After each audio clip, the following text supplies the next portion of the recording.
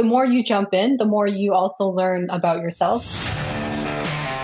Hello, and welcome to episode 21, season 1 of your Cyber Threat Intelligence podcast. Whether you're a seasoned CTI expert, a cybersecurity professional, or simply curious about the digital battlefield, our expert guests and host will break down complex topics into actionable insights. On this episode of season 1, our host, Pedro Kertzman, will chat with Charlotte Guiney, who is an experienced cyber threat intelligence professional with over 10 years of experience spanning private, public, and vendor organizations. She is currently working as a cyber threat intelligence manager, focusing on maturing capabilities and building fusion initiatives. Charlotte attended Peking University after obtaining a BA in International Relations from Brandeis University. Outside of cyber, she enjoys learning languages, ballroom dancing, and coaching swimming. Over to you, Pedro. Charlotte, thank you so much for joining the show. I'm really happy to have you here. Yeah, thank you. Usually start asking the guests about their journey into CTI. Would you mind walking us through that, please?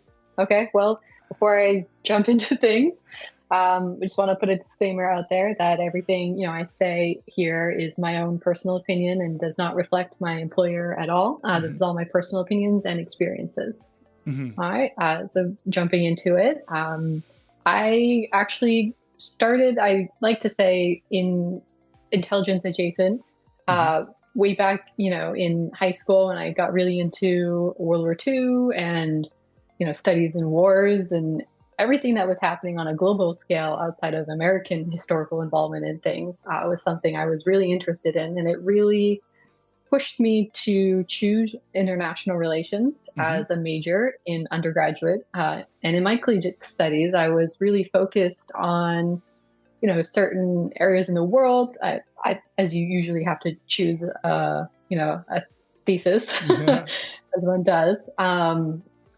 And I really fell in love with it. And it was something that I wanted to pursue further. And that took me to a graduate level, which was overseas. I was fortunate enough to be able to do that. I totally burned out, though. I had been studying international relations with a focus on specific countries for 4 years in undergraduate, and then went to one of those countries for graduate school and was continuing the same studies. But I burned out really hard.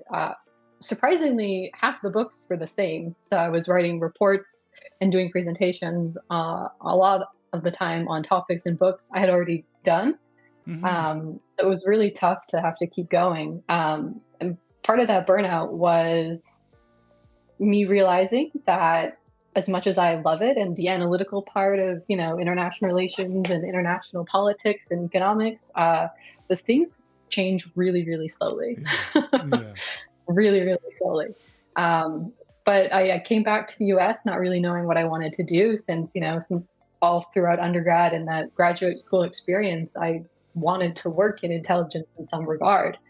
So I ended up doing some odd jobs. I was teaching swimming. I was, working at a fashion store as a sales associate. I was working as a biotech startup executive assistant, all these, random jobs just to get a paycheck because I had student loans. And I ended up in a train to hire kind of contracting situation, which I am grateful that I took the opportunity.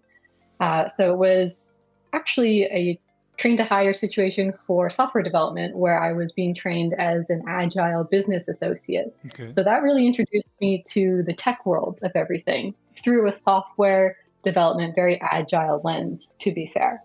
That is how I got my first real corporate job. It was first as a contractor supporting a cybersecurity team as a business analyst, primarily with their software development tool development life cycles. I did get the opportunity to join their team full time in cyber threat intelligence.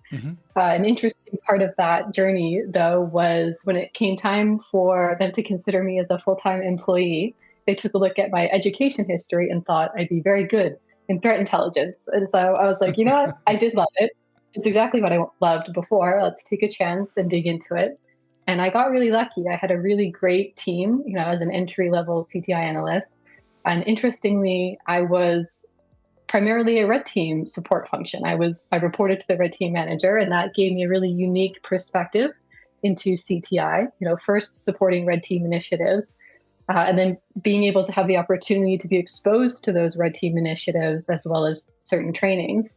And then being able to take that knowledge and do proactive threat hunting, which I later learned that's what I was doing. And then also supporting, blue team functions, which I think is what most people think of threat intelligence. That's really how I got started in CTI. And I've really taken any opportunity I can to grow and expand in that since. Oh, I love it. That's awesome. It's really good when we can connect our, past background or formal education into something we really love. And then CTI has so many moving parts that we need to understand, right? So it's good when we kind of go full circle with it. And you had the chance to work on both like an enterprise side and also vendor side. Any particular differences between these two different scenarios? Definitely. And I will say I have worked on the vendor side, but I actually worked in the internal security team for that vendor. So I wasn't necessarily customer facing, but I was exposed to kind of what is expected of a vendor, even though we weren't as CTI supporting any customers. A big difference I've noticed, and this is, again, based on my own enterprise experiences, as well as, being friends with people who are also in the industry working on vendor sides, is as an enterprise CTI team, our first priority is the enterprise, right? That is, we are protecting the enterprise. We are both proactive and reactive. That's always going to be a part of it. But that is our primary goal. We have priorities. And throughout all of my career, pretty much, we've had very small teams supporting very large organizations. So that prioritization was really key. And it really drove a lot of how we went about, maturing our capability. And that went along hand in hand with, purple teaming and expanding threat hunting. Whereas I think on the vendor side, you are oftentimes siloed into a specialty, which, to be fair, that's why you're hired at that vendor side, And so you get, I think, more opportunities to wear more hats in an enterprise role versus in a vendor role, you're oftentimes siloed and it's difficult to move around. But they're valuable experiences because at a vendor, you do get more resources, I'd say, to do research. That's a good point. Interesting. In between purple, red teams, I think you had experience with deception teams as well. Any thoughts around how those different teams kind of work? Yeah, and I think this is something the industry in general is moving towards. I see a lot of push towards fusion teams. And that's where really I think not just cyber threat intelligence, but all cybersecurity flourishes is when we all are able to communicate. And that's internally and externally as much as we can, legally non-abiding. But internally, we all have the same mission, more or less. It's to protect the business or, the government, whatever you are working for. And if you're doing it in your spare time, it's, to protect what you care about, right? I look at it that way. So we're all working towards a common goal, and we all need to be able to work together towards that common goal to best achieve that goal. And, purple teaming is a good way to get started, I think, in that kind of fusion mindset, because it's a more structured opportunity for the more offensive teams to work together with the defensive teams and then some, right, for a common goal. And that can be as broad as, a threat actor emulation plan with the blue team on board. And it can be as specific as just replicating, one specific behavior. Got it. And sorry, go ahead.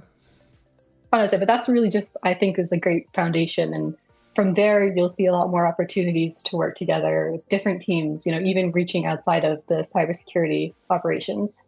That's awesome. And from, those experiences, any favorite part within CTI, any kind of role you prefer working? You name it. No right or wrong, whatever you prefer to. I feel like my answer would be different depending when in time you would have asked me that. I'm currently in my first role as a people manager, and it has been challenging in such a wonderful way. I knew I was ready for that step, and it is exactly what I was hoping it would be. So I'm really loving it at the moment, being able to take ownership of a CTI function and really mature the function and see it actually happening. It's a slow process, Mm-hmm. but to see it happen has been amazing. But 5 years ago, I would have said I love really digging into, here's a situation or something, we got an alert, and really digging into it and seeing the patterns and being able to reach certain conclusions.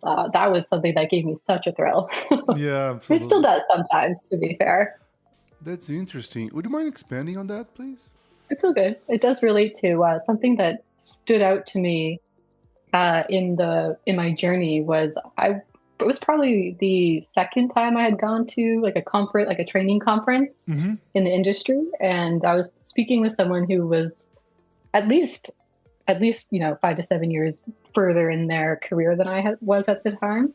And she made a point to ask me how, if I played video games, how I liked to play video games, considering this is like an open world RPG type of game. And Mm-hmm. I was thinking about it, and I was like, I don't play video games that much, but when I do play, like I always do the little side quests, and I like to build towards a bigger picture. And then, once I've completed more of the world, go back to the main story, right? And I'll never forget, she was like, you're either really good in CTI or you maybe want to consider digging into forensics, because it's part of that whole puzzle solving bigger picture. And I'll never forget that. And I was like, oh, I guess I really am on the right path. That's awesome. I never thought of that analogy before. It's pretty much the way I play Diablo with my son as well. He likes to rush to the conquer whatever, accomplish whatever mission we have. No, wait up. We might find like good stuff around items and all that. So that's really interesting. Never associated that to anything work related. That's cool. And you mentioned on the managing a function, a CTI function currently. Any challenges or best practices to share when it comes to something I hear a lot, selling the value of CTI upstream? I mean, I will be honest, I'm very fortunate where I currently am that I came into this position with buy-in already. Mm-hmm. That made it easy. Yeah. I have had to fight for more opportunities for CTI before. And a lot of it is, unfortunately, doing the work first and proving why it's valuable and then presenting it in kind of a business context. And that's actually where I pull upon that business analysis, type of skills that I did learn through that agile software development training. Mm-hmm. As I approach it, okay, here's a technical problem. How am I going to present it to a business person? So even if, I'm talking to a CISO who comes from a technical background, I approach it as a business problem.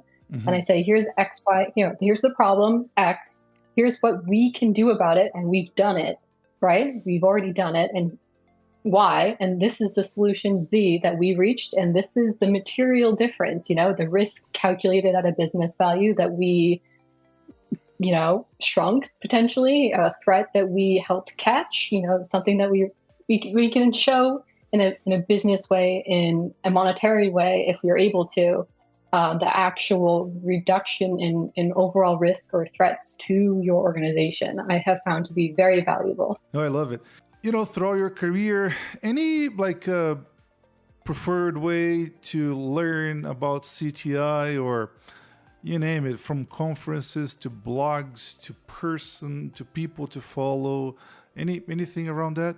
Yeah, I would say when I first got started in the industry, I dove in head first. I was swimming in the deep end. I was going to as many conferences as I could go to.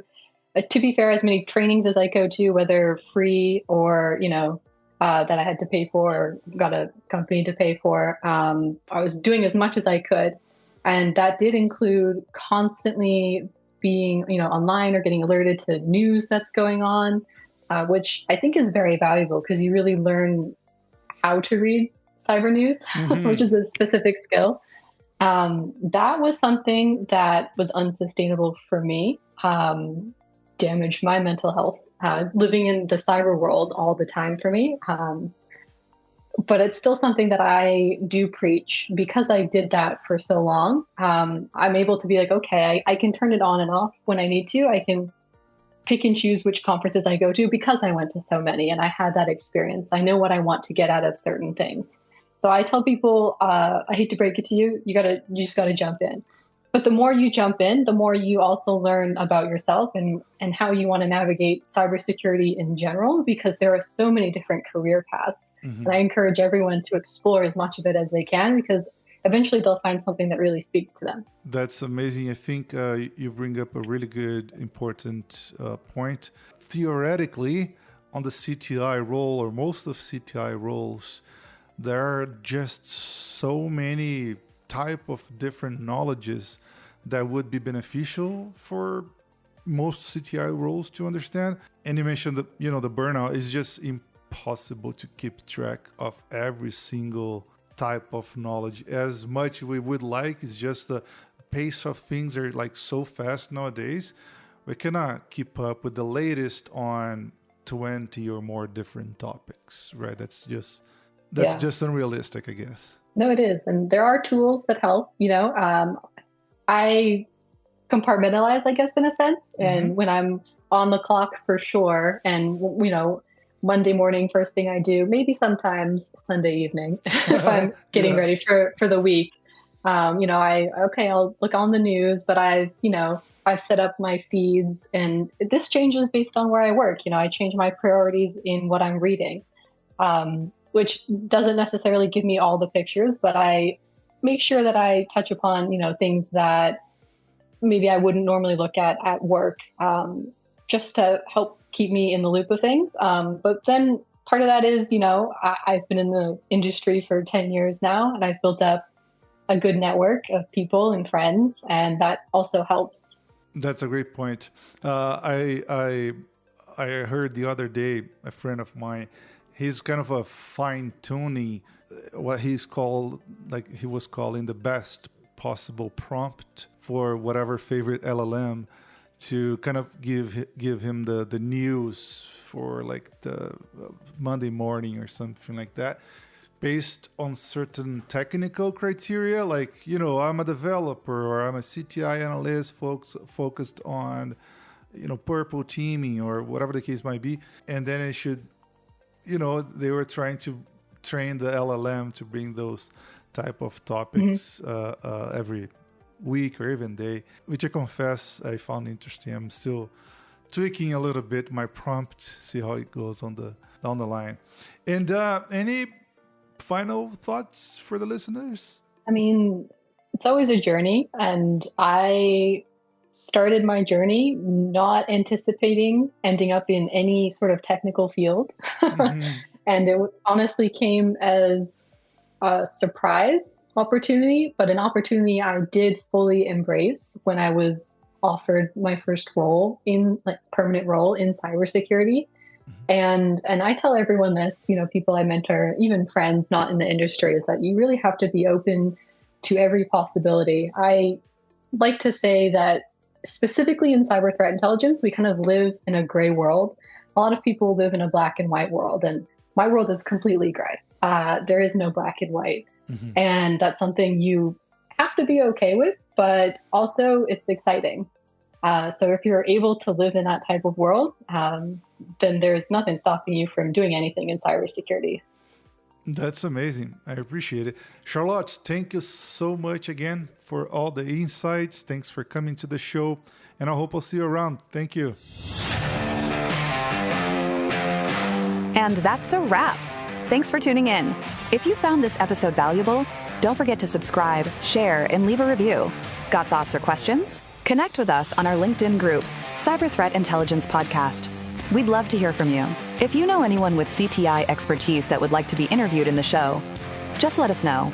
Until next time, stay sharp and stay secure.